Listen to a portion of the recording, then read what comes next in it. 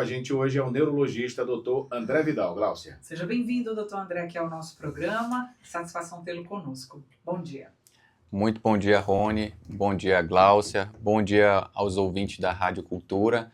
É sempre um prazer, mais uma vez, estar com vocês.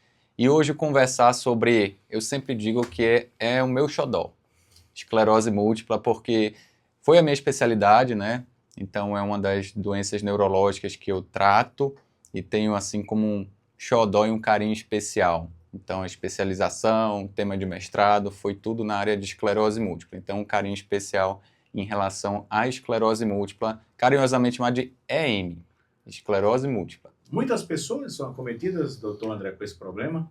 Muito boa pergunta, Rony. Ela é considerada uma doença rara porque se a gente for ver a prevalência, a prevalência no Brasil aproximadamente é de 12 pacientes a cada 100 mil habitantes. Mas é interessante que nos países do hemisfério norte essa prevalência aumenta muito, tá? Em torno de 100 a 200 pacientes por 100 mil habitantes. E no Brasil, como é digamos, um país miscigenado, então a gente tem uma prevalência um pouco diferente. Existiam alguns estudos que a prevalência era de um paciente a cada 100 mil habitantes, mas a gente viu que é bem maior, em torno de 12 a 15 pacientes por 100 mil habitantes. A estimativa, portanto, no nosso país é 40 mil brasileiros, que vivem com a esclerose múltipla. E seria interessante, obviamente, que o senhor pudesse trazer aqui todas as características dessa doença, doutor. Exatamente. Então, 40 mil pessoas convivem, são pessoas com essa doença neurológica, tá? Então, o perfil clínico protótipo da esclerose múltipla são mulheres jovens, mulheres entre 20 e 50 anos. Então, imaginem aí, a mulher em sua plena capacidade de trabalho, em idade fértil, ter uma doença que tem uma característica de ter surtos. Aqui vale assim, um adendo, porque o surto de esclerose múltipla não é igual a um surto psicótico de uma doença psiquiátrica, por exemplo. O surto ou exacerbação da esclerose múltipla, o que é isso?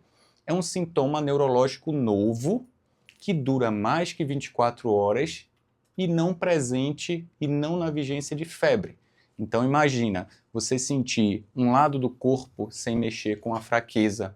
Não é súbito igual a um AVC. Um AVC, uma doença vascular, você está bem e do nada você tem um déficit neurológico. A esclerose múltipla começa a perceber que algo não está normal. As principais características são surtos motores, então fraqueza em algum lado do corpo, que vai, depois de algumas semanas, melhora.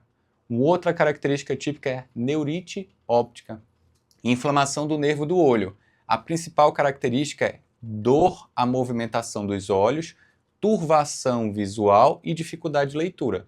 Então, uma mulher jovem que diz que sentiu uma dor no olho, que não está enxergando bem, que ao ler, por exemplo, uma mensagem de WhatsApp não está conseguindo identificar a letrinha, opa, grande chance de ser um surto de esclerose múltipla. Então, a característica principal, mulheres entre 20 e 50 anos, mas lembrando que pode acometer homens, pode acometer crianças e pode acometer indivíduos com mais de 50 anos. Mas, classicamente, o grosso são mulheres de 20 a 50 anos com pico desse primeiro surto, mais ou menos aos 30 anos. Tem algo de hereditário nesse problema de esclerose múltipla? A esclerose múltipla ela tem um componente multifatorial. Tem sempre aquela carga genética, a questão ambiental, e aqui vale várias coisas, Questão de tabagismo, obesidade na infância, a questão da vitamina D, que ainda não foi comprovado que vitamina D baixa causa esclerose múltipla, mas aí que vem aquela relação com os pacientes do norte. A incidência da energia solar, dos raios solares no hemisfério norte, é menor. Então parece ter uma relação que tem menos absorção de vitamina D, por isso a prevalência no hemisfério norte é maior do que nos trópicos, por exemplo. No Brasil, um país tropical. E por que as mulheres acabam sendo mais atingidas? O senhor falou aí no grosso, são mulheres ali naquela faixa etária de 20 e 50 anos. Por que as mulheres acabam sendo mais acometidas, doutor? Alguma predisposição? Há uma predisposição. Na realidade, é estatística, é prevalência. Qualquer doença autoimune, se a gente for falar, por exemplo, de lúpus, atinge mais mulheres. Tireoidite, hipotireoidismo, por exemplo, que também tem um componente autoimune, mulheres também. Esclerose múltipla, mulheres também. Então, há uma prevalência maior, então é multifatorial. Pode ser um componente hormonal, uma prevalência, assim como tem doenças mais prevalentes em homem, mas se você for ver, a maioria das doenças autoimunes são mais prevalentes em mulheres. O senhor falou da questão dos sintomas, né, do que pode ocorrer. Agora, o diagnóstico para fechar que essa pessoa tem esclerose múltipla. Ah, muito bom, Rony.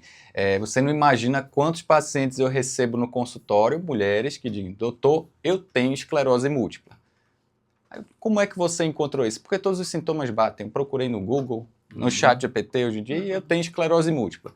Só que a esclerose múltipla, qual é a dificuldade maior diagnóstica? Ela dá muitos sintomas. Por quê? Porque ela é caracterizada por múltiplos focos no cérebro.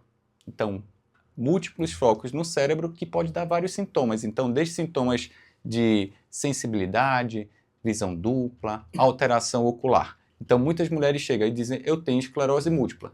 Só que a esclerose múltipla não se faz o diagnóstico só com sintomas, como, por exemplo, a fibromialgia, que tem dor, pontos doloridos. Esclerose múltipla tem que ter radiologia, tem que ter ressonância magnética e muitas vezes precisa uma coleta de líquor. Então, precisa ter características clínicas, mulheres entre 20 e 50 anos, com algum sintoma, eu digo sempre assim, você teve alguma coisa esquisita durante a adolescência, quando você era jovem? Uma vertigem que demorou, uma labirintite que demorou uma semana, uma dormência no corpo, chegou a ver duplo, teve alguma coisa na sua vida? Então, alguma coisa que sugira um surto de esclerose múltipla ao longo da vida, associada a alterações de imagem, então a ressonância magnética, ela vai ter lesões típicas de esclerose múltipla. Normalmente a gente faz o diagnóstico quando tem uma lesão em pelo menos 4 locais típicos, agora 5 com a revisão do consenso. Então tem umas lesões que ou é no nervo óptico, foi acrescentado, o nervo óptico não fazia parte do consenso de esclerose múltipla, ou em áreas do cérebro, que aí são características, justa cortical, periventricular, medula, então pode ter na medula, pode ter no tronco cerebral ou no cérebro como um todo. Então tem que ter história clínica, radiológica, tem que ter uma ressonância típica. Se não tiver lesão típica de esclerose múltipla, não se fecha o diagnóstico de esclerose múltipla. E muitas vezes precisa coletar o líquor, porque no líquor, aquele procedimento que a gente tira o líquido da espinha, como se fosse uma raquianestesia, mas você tira e vê se tem um padrão inflamatório de produções que a gente chama de bandas oligoclonais.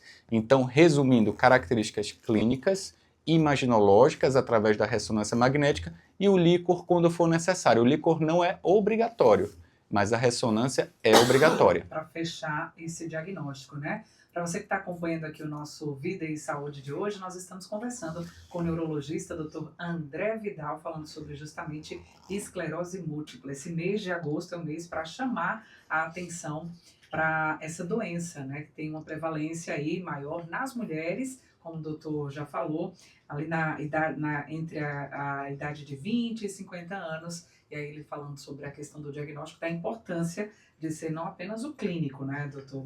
Tem também a importância do exame, principalmente aí do exame da ressonância magnética também. Isso, vamos fazer o nosso primeiro intervalinho, né, rápido aqui para a gente tomar uma água, um café, e daqui a pouco a gente volta aqui no nosso Vida e Saúde.